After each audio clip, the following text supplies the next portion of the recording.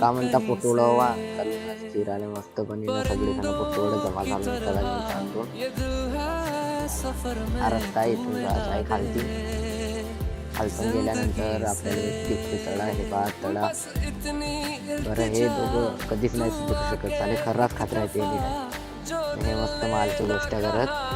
हे आमची गुरं. नाव रस्ता खराब, पुऱ्या काट्या कुट्या झुडपा झाडपायमधून मस्तपणे निघून हे आलो पाहत आमच्या खालीवर. आपल्या मस्तपणे खतरनाक वाटला आल्यावर. पापू केलून का बड्यापणीनं सगळेजण पोटोळं लोळ होते. आम्ही पण तावा तावामध्ये कपडे काढले. इसमें आपको बहुत मजा आने वाला है.